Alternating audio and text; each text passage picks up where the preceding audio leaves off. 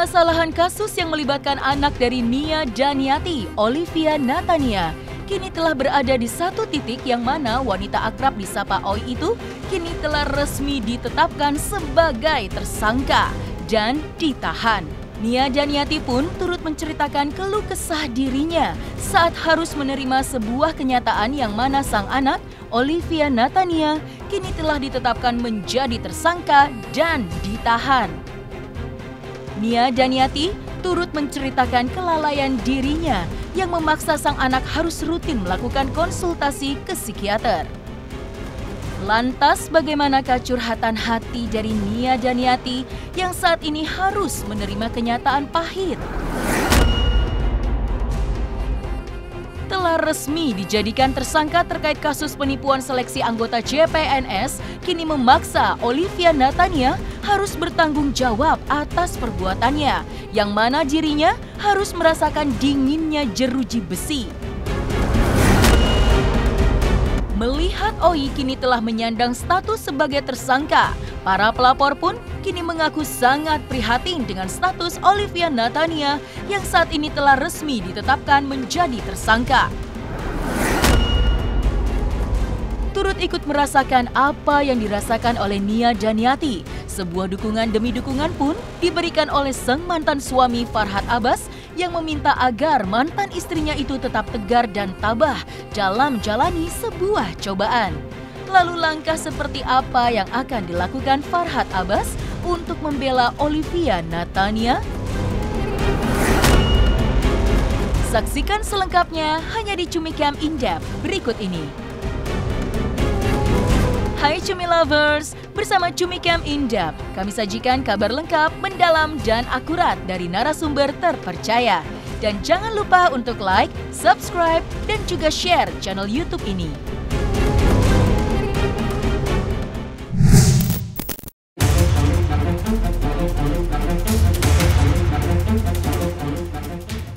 Ditetapkannya Olivia Natania menjadi tersangka atas kasus penipuan seleksi calon pegawai negeri sipil kini membuat dirinya harus mendekam dalam jeruji besi. Merasakan sedih yang mendalam atas cobaan yang diterima sang anak, Nia Daniati selaku ibu dari Oi mengaku jika dirinya sempat melakukan kesalahan saat mendidik Oi. Lakukan sebuah kesalahan, Nia Daniati turut menceritakan kelalaian dirinya yang memaksa sang anak harus rutin melakukan konsultasi ke psikiater. Lalu mengapa Olivia Natania harus rutin melakukan konsultasi ke psikiater? Secara eksklusif, berikut ungkapan curahan hati Nia Daniati. Oi ini sebenarnya sosok anak yang periang. Apabila dimintain tolong sama temannya, pasti dia dengan segenap apa yang dia bisa, apa yang dia punya. Dari kecil dari kecil tuh tangannya tidak pernah tertutup, terbuka terus untuk semua teman-temannya.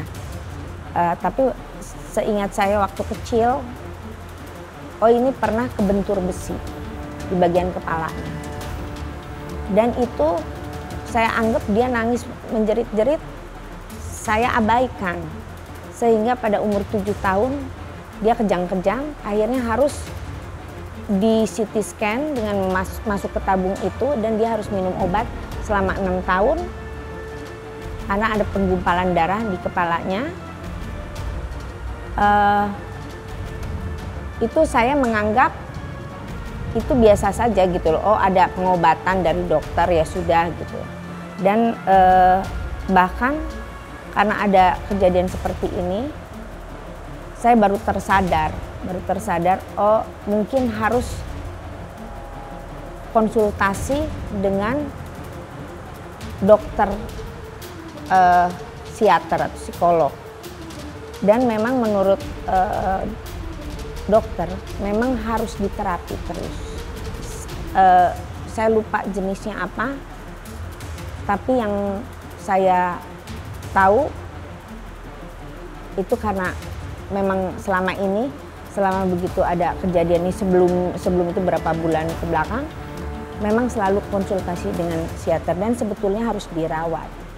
tapi kan terputus-putus perawatannya ini. Yang jelas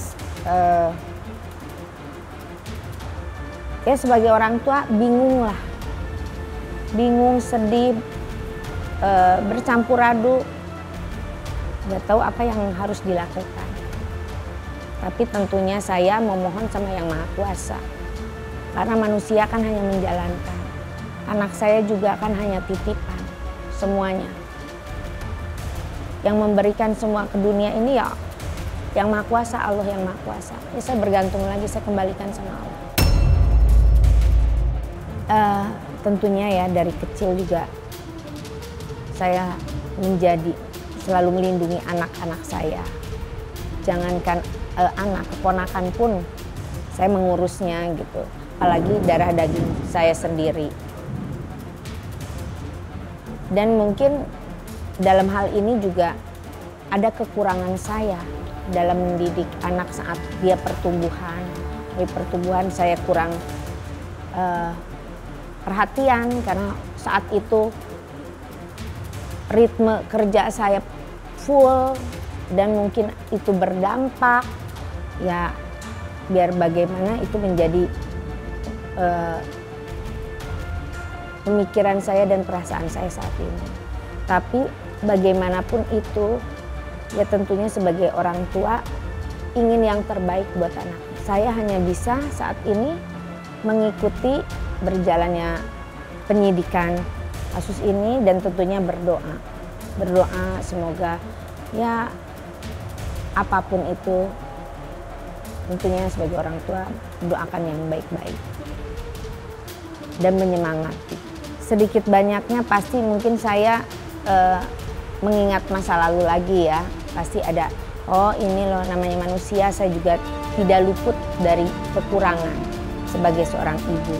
Tapi saya juga tidak bisa mengerem lingkungan yang ada di sekitar pergaulan anak sendiri. Ya itu tentunya yang bisa menjadikan saya lebih mendoakan lagi lebih menyemangati anak saya biar bagaimana apapun itu tetap orang tua selalu.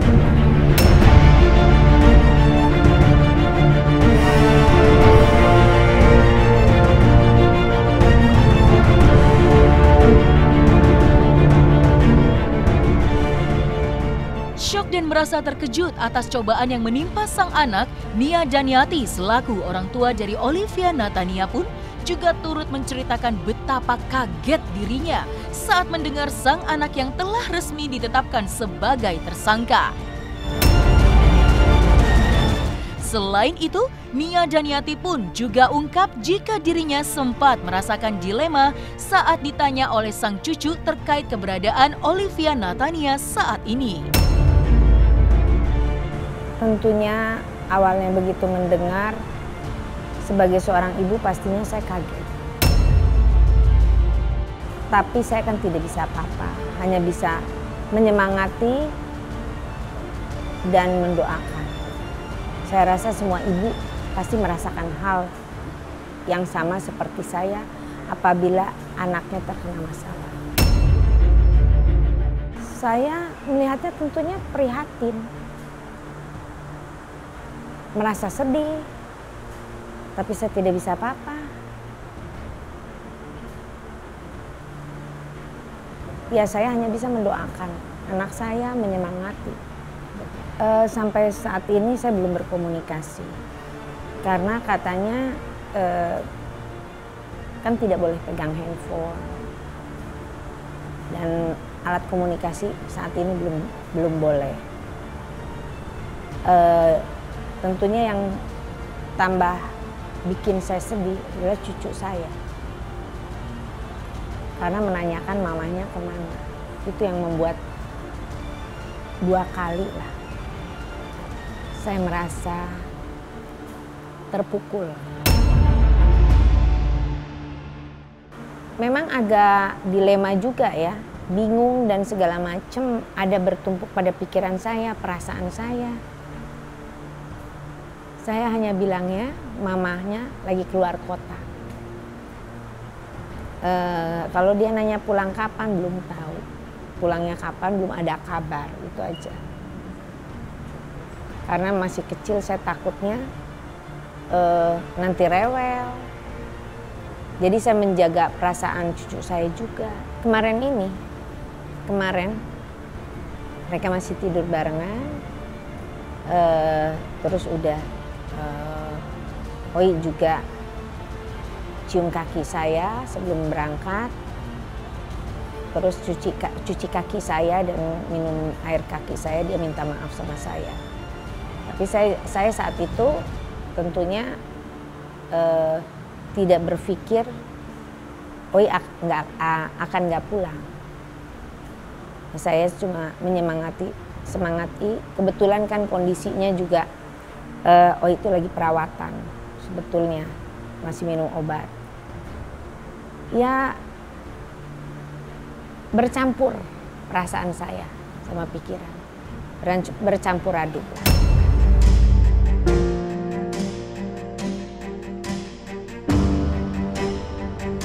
Kasus dugaan penipuan seleksi calon pegawai negeri sipil yang melibatkan Olivia Natania kini membuat para pelapornya pun turut angkat bicara mengenai status Olivia Natania yang saat ini menyandang status sebagai seorang tersangka. Merasa tak menang dalam kasus yang saat ini terjadi, para pelapor pun ungkapkan jika pihaknya kini justru ikut merasakan prihatin atas ditetapkannya Olivia Natania sebagai seorang tersangka. Ini bukan persoalan kalah dan menang ya, tapi kami selaku kuasa hukum dari korban dan juga para korban semua itu kan tentu aja mencari keadilan. Nah, bahwa ungkapan perasaan kami terhadap penahanan Oli adalah tentu aja prihatin ya, karena apa? Kan dia kan juga punya keluarga gitu ya, dia juga punya anak kan gitu. Tapi kami juga mesti menjaga perasaan korban lain nih gitu ya, yang tentu aja mungkin lebih parah gitu ya, karena sudah nunggu 2 tahun, kehilangan pekerjaan, kemudian mesti pinjam ke sana sini, dikejar-kejar sama rentenir, kehilangan rumah begitu. Jadi kalau misalkan ada permintaan penangguhan penahanan gitu ya, kembali lagi tolong juga dilihat kepentingan korban yang banyak ini, yang jumlahnya nggak cuma 1 atau 2 atau puluhan, tapi ratusan orang, yang jumlahnya itu 225 orang. Jadi bahwa tentu aja ini adalah perkara, ya kami bilang sebetulnya perkara mafia CPNS sebesar ya sejak reformasi. Jumlahnya itu banyak sekali, 205 orang dengan jumlah nilai kerugian 9,7 miliar gitu Pak. Ya mungkin saya bisa menyampaikan di sini, saya juga sebagai seorang ibu, ya saya seorang wanita, seorang ibu, saya terus terang prihatin ya dengan kejadian seperti ini. Ya bukan berarti Oi tertangkap saya tepuk tangan, tidak. Saya punya hati nurani. Biar bagaimanapun Oi juga mempunyai anak. Ya gimana masa depan anaknya kalau dia tahu ibunya seperti ini? Ya kita kembali lagi ke sana. Jadi kesalahan orang tua bukan kesalahan anak. Ya. Terus kami pun sampai saat ini ya pingin sekali ya untuk ya dari hati kami, dari awal pun kami tidak mau kejadian seperti ini.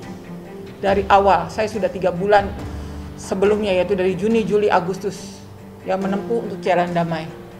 Tapi karena tidak ada titik temu, makanya kami melaporkan.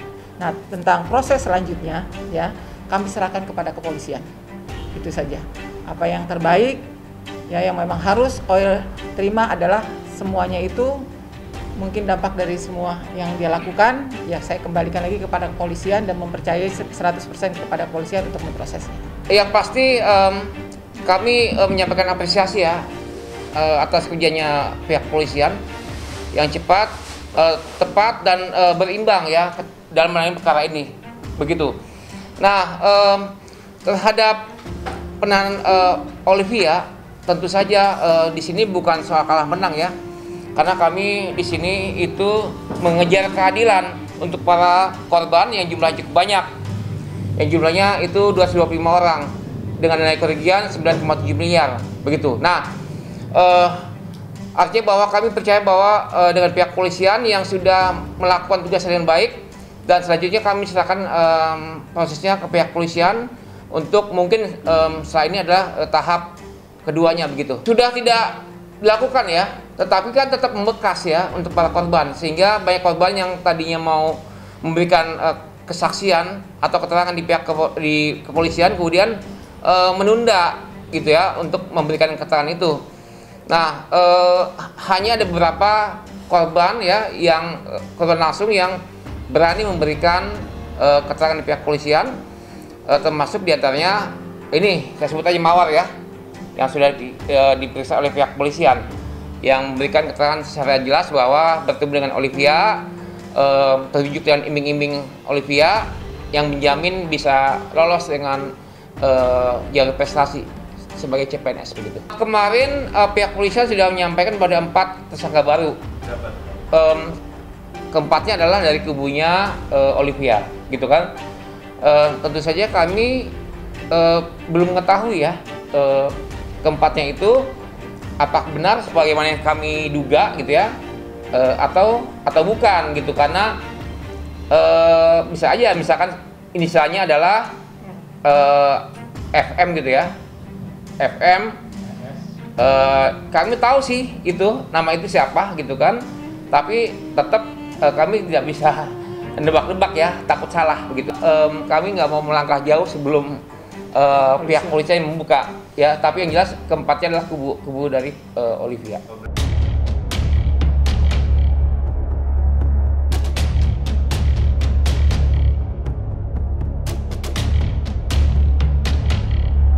Melihat Nia Janiati kini sedang merasakan sedih yang mendalam atas ditetapkannya Olivia Natania sebagai tersangka, Farhad Abbas selaku mantan suami dari Nia Janiati pun turut memberikan sebuah dukungan untuk sang mantan istri. Dalam ungkapannya, Farhad Abbas pun menyarankan agar Nia Janiati harus tegas dalam menghadapi cobaan yang saat ini dialami oleh Olivia Natania.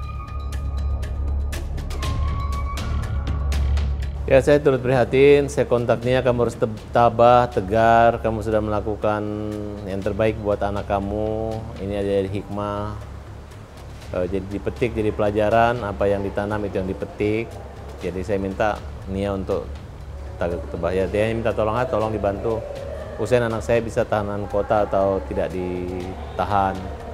Ya kita cobalah, kan ini kan baru proses, kita serahkan kepada penyidik, mereka kan punya pertimbangan.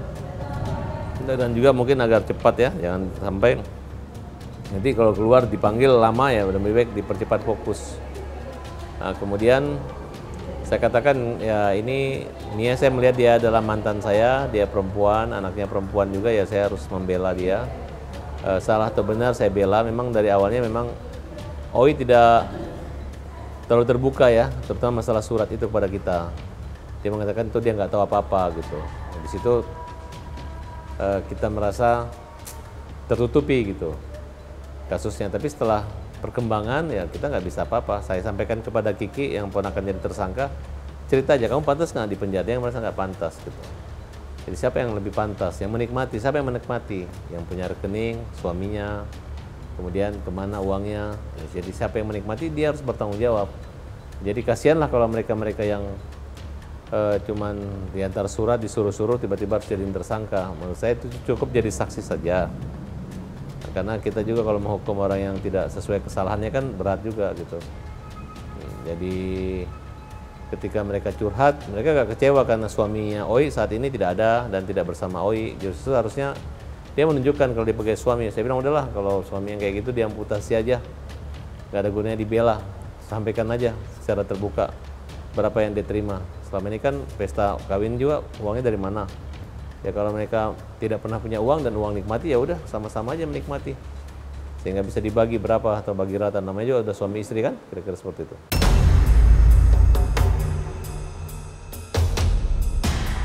Berasa masih tak terima atas apa yang dialami oleh Olivia Natania, Farhad Abbas pun menegaskan jika dirinya akan berupaya untuk membuat laporan untuk para pelapor yang menurutnya juga turut campur tangan dalam kasus penipuan calon pegawai negeri sipil yang dialami oleh Olivia Natania.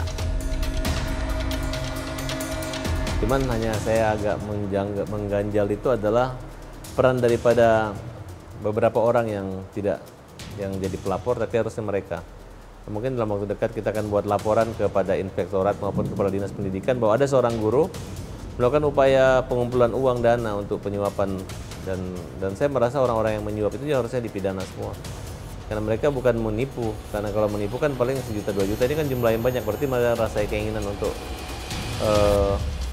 menjadi pegawai negeri dengan cara yang gampang, padahal menjadi pegawai negeri itu tidak gampang. Disinilah kita lihat kecurangan itu ada.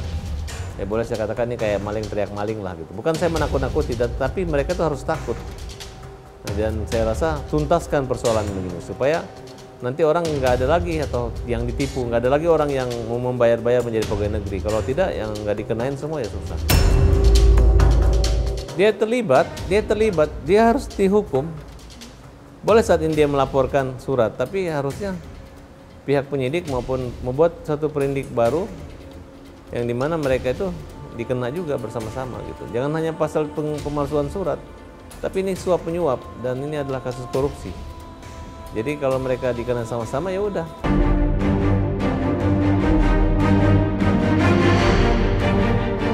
Nah, selesai sudah Cumi Lovers. Bersama Cumi Camp Indap, kabar lengkap, mendalam, dan akurat dari narasumber terpercaya.